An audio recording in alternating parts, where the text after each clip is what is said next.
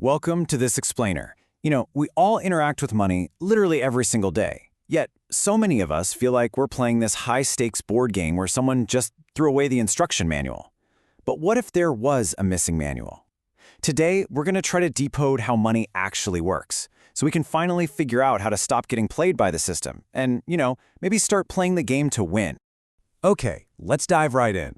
Here is our roadmap to turn that lingering financial anxiety into absolute clarity. We'll start with taxes and everyday banking, move into understanding interest and credit, unpack inflation and economic recessions, explore the illusion of currency, and finally, bring the whole shebang together with investing, value, and time. All right, Section 1, Taxes and Everyday Banking. So picture this. You just had a grueling month at work. You get an email saying you've been paid $2,000, but when you actually check your bank account, you only brought home $1,456. The rest, totally swallowed up by federal income tax, state tax, Social Security, and Medicare. It's this crazy modern ritual of giving away a chunk of your hard-earned money to invisible forces. But here's the reality. These taxes are really just the cost of civilization. They fund everything from the roads we drive on to ensuring your absolute favorite street taco truck isn't infested with rats, all the way to supporting older generations. So, you take what's left of that paycheck and head straight to the bank. You hand the cashier your money, they smile, and boom, it's added to your account. You might walk out picturing your cash sitting securely in some massive vault somewhere, right? Maybe guarded by a dragon? Well, we need to shatter that illusion right now. Banks are absolutely not dragon-guarded vaults. Actually, they're really just financial matchmakers playing the middleman. The literal second you deposited that $1,000, the bank turned around, took $900 of it, and handed it to someone else who just walked in wanting to buy a jet ski. So you might be wondering, how do they actually get away with this? Well, it's all thanks to a system called fractional reserve banking. Basically, banks only keep a tiny fraction of your cash on hand, and they lend the rest out to borrowers at a higher interest rate.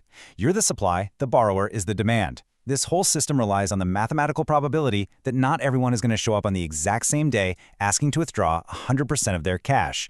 And honestly, this works flawlessly. Unless, of course, everyone panics and lines up to withdraw their money all at once, which is exactly what caused the system to completely crumble back in 2008.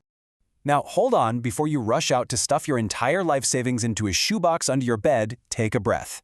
Keeping your money in a bank is still vastly safer than keeping it in your room. Why? Because in the US, the government ensures that your deposits are completely safe up to $250,000 per person. No matter what happens to the bank, your money is absolutely protected up to that amount. Moving right along to Section 2, Understanding Interest and Credit. When banks lend out your money, or when you borrow it, a brand new force enters the equation. Interest. Think of interest simply as money's way of charging rent to exist in someone else's hands. If you borrow, it's the price tag for using someone else's cash. If you lend or save, well, it's your reward for being patient. And this brilliantly illustrates the two faces of that rent: simple versus compound interest. Simple interest is basically like saying, hey, here's a flat fee, thanks for playing. But compound interest, that is where every dollar you lend or borrow essentially creates little clones of itself, and then those clones also start charging rent. If you owe 20% interest on a credit card and miss a payment, your interest literally starts earning interest. That's exactly how a $12 burrito quickly turns into a $50 regret. On the flip side, though, if you're investing at, say, a 7% annual compound interest, your money duplicates itself like a cheat code for wealth. Small mistakes turn into financial fires for sure, but small gains, they turn into massive wins. But to get access to the absolute best interest rates, you kind of have to appease a shadowy algorithm that judges your financial trustworthiness, your credit score. This is basically the ultimate scoreboard of adult credibility, and it ranges from 300 to 850. If you're sitting anywhere below 580, lenders view you as a walking red flag. But push that score over 750 and you are sparkling with trustworthiness, unlocking things like houses, cars, and vastly better interest rates. So how does this shadowy algorithm actually judge you? It looks at things like your payment history, how much of your available credit you're actually using, and how long you've had your accounts open, along with your mix of loans and new credit. Honestly, think of this algorithm like a pet dog. If you totally ignore it, it poops all over your life and your financial opportunities. But if you take care of it, especially by absolutely never missing a payment, it helps you buy a house. The game might feel rigged, but by feeding this algorithm exactly what it wants, you can rig the game right back in your favor. All right, Section 3, Inflation and Economic Recessions. Now we really need to introduce the silent wealth thieves of the financial world. These are the powerful forces that operate entirely in the background, slowly altering the rules of the game while you aren't even looking. Imagine you buy a bag of chips, you pop it open, and it's practically half empty. You check the receipt and you somehow paid 30% more than you did just a year ago. That, my friends, is inflation. It doesn't happen overnight with a bunch of fireworks. It's a slow, quiet erosion of your purchasing power. Your $5 bill is technically still a $5 bill, but today it buys fewer instant noodles, way less gas, and simply holds a lot less value than it did yesterday. So what actually drives this? Well, imagine 2,000 people all chasing just 1,000 TVs. The store immediately realizes the demand and simply raises the price. That's inflation driven by just having too much money in the system.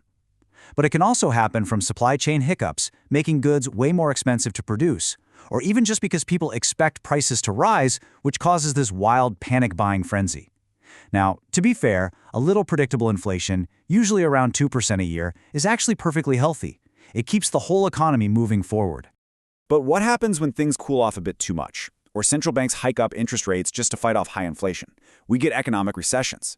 Think of the economy as this massive booming party.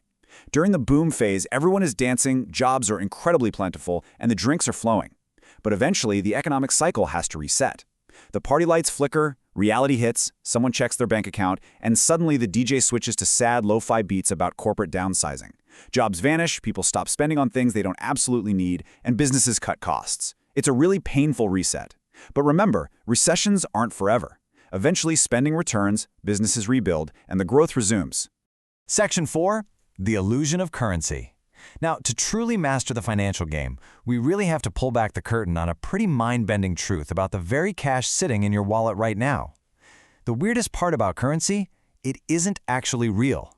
It's totally wild to think about, but if you hold up a $1 bill in one hand and just a regular stick in the other, there is literally no physical reason one is meant for trading and the other is just yard waste. The only reason that dollar bill can buy you a coffee while handing someone a stick gets you a very strange look is because of a social construct. We, as an entire society, have a shared belief and trust that the dollar holds value. Humans developed this system simply because it makes trading and organizing society drastically easier. But because it relies purely on trust, it has to be incredibly carefully regulated by central banks. Because if the government prints too much money, that trust breaks, inflation skyrockets, and your cash basically becomes worthless monopoly money. Finally, Section 5, investing, value, and time. If money constantly loses value over time due to inflation and just sitting on cash is a losing game, how do you actually win? Well, you have to use the ultimate cheat code. You have to stop trading your time for money and start trading your money for more money. This is exactly where investment vehicles come in. Instead of your money just sitting around being lazy, it goes to work. You could buy stocks to own a tiny little slice of a growing company, or bonds, where you're actually the one loaning money out to collect that interest. You can even bundle them all together into funds so you don't have to stress about picking individual winners, or you could buy real estate. The real secret here?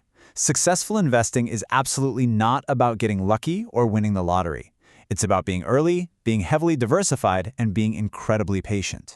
And the amount of money you can actually make, whether through investments or even your career, always comes back to one core concept: perceived value. Imagine a common rock sitting on the ground. No one cares. Now, imagine that rock is shiny and yellow. It's gold. It's much rarer, so humans naturally place a much higher perceived value on it. This is the exact same reason Steve Jobs could convince millions of people to hand over thousands of dollars for an iPhone, or why a luxury brand can charge 100 times more than a basic store for a handbag. If you want to earn millions in this game, you really have to figure out how to provide immense, rare value to society. But hey, even if you are just earning a standard modest paycheck, you can still win massive victories if you leverage the single most powerful force in wealth building: time. When you track this over 10, 20, or 30 years, it becomes clear. Wealth isn't built in days, it is multiplied quietly over decades. A little bit of money invested consistently, empowered by that compound growth we talked about, will start off pretty slow over the first 10 years. But by year 20 and certainly year 30, it multiplies exponentially. This is the exact system ordinary people use to retire with 7 figures. They didn't somehow beat the system. They just gave compound growth the time it desperately needed to do its thing. Time is the most valuable asset in the world. And unlike money, absolutely no one gets an unlimited supply of it. You are starting with a certain amount, and it's just ticking down every single day. So as we wrap up this explainer, I really want to leave you with a crucial question to think about. Are you going to spend the rest of your life simply trading your precious time for a basic paycheck? Or are you going to use the rules of the game we just decoded to let time multiply your wealth? The choice is entirely yours. Thanks so much for joining me on this explainer, and I'll catch you next time.